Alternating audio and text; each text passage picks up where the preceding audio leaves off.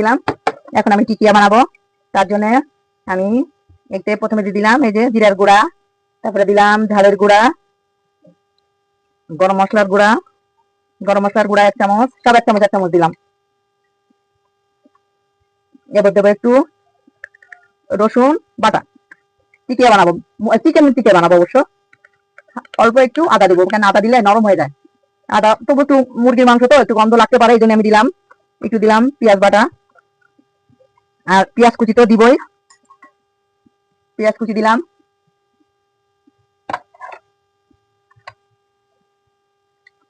লবণ দিলাম, সব আমার দেওয়া হয়ে গেল। এখন আমি দিব হলো, এটা হলো ছোলার ডাল। ডাল সেদ্ধ করছি, এর ভিতরে আদা দিছি, রসুন দিছি, তারপরে মনে করেন গরম মশলা, গোলমরিচ, মানে যা যা লাগে, জয়ত্রী, মানে বিরিয়ানি মশলা সবকিছু এর ভিতরে দিছি, যার জন্য ওইটা আর আমাদের দেওয়া লাগবে না, ফ্লেভার সব এর ভিতরেই আছে। এটা দেওয়া হলো। এখন আমি একটা ডিম ভেঙে দেবো। হ্যাঁ,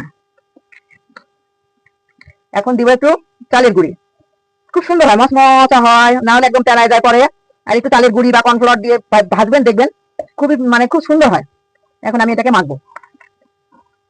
দর্শক, যে কোনো জিনিস খেতে গেলে খাইতে তো টাইম লাগে না, কিন্তু বানাইতে তো টাইম লাগে। আমি সবকিছু এর ভিতরে দিলাম। এখন দেবো আমি বেরেস্তা।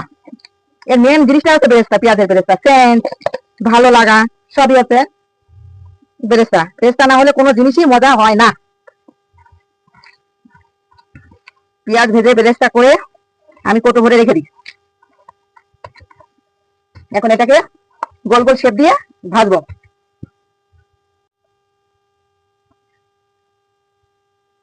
দর্শক, আমি টিকিয়া সব শেপ দিয়ে বানিয়ে রেখেছি। এখন আমার সব বানানো হয়ে গেছে, এখন আমি ভাজতে যাবো। দর্শক, আমার মনে ছিল না, আমি ধনিয়া পাতা কুচি করে রাখছিলাম এই পাশে, দেওয়ার কথা মনে ছিল না, ধনিয়া পাতা এর ভিতরে দিয়েছি। দর্শক, এখন আমি টিকিয়া ভাজছি, আমি গরম তেলের ভিতরে টিকিয়া ছাড়ছি, ভাজা হচ্ছে। দর্শক, আপনারা কিছু মনে করবেন না, আমার এই কড়াইটা অনেক সুন্দর ভাজা হয়, যার জন্য আমার অন্য কড়াই আছে, আমি সেগুলো নিই না, এটা আমার অনেক সুন্দর ভাজা হয়, যার জন্য আমি এই লোহার কড়াইটা, আপনারা তো সবাই জানেন যারা গৃহিণী ঘরের, এই লোহার কড়াইতে কত সুন্দর সবকিছু ভাজা হয়। আগে তো আমার মা দাদিরা দেখি রান্না বান্না সব লোহার কড়াইতেই করতে, এগুলো তো ছিল না তখন। ভাজা হোক, তারপর আমি উঠাবো। দর্শক, আমার টিকিয়া হয়ে গেছে, এখন আমি তুলে ফেলবো একটা একটা করে। একবারে হয়ে গেল, এভাবে আমি সব ভেজে নেব।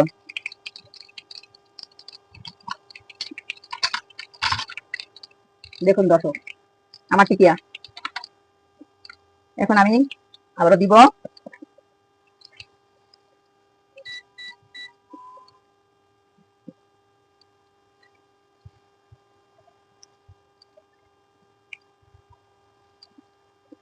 এভাবে ভাজতে থাকি, ভাজা হলে দেখাবো। আরে মজা, টিকিয়া পোলাও দিয়ে টিকিয়া ইলিশ মাছ ভাজা, সে যে কি মজা, কি টেস্ট, তা তো না খেলে তো বোঝা যাবে না, খেতে হবে তারপরে না বুঝতে হবে। রান্না বান্না করে যাই খাই, তারপরে টেস্ট খেয়ে বসবো না।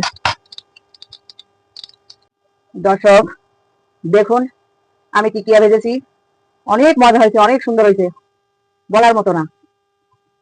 ভালো হয়েছে কি খারাপ হয়েছে যদি আপনারা কমেন্ট করে একটু আমাকে জানান, আমার ভালো লাগবে, উৎসাহিত হবে আমি মানে হব আমার টিকিয়া কেমন হয়েছে। আসসালামু আলাইকুম।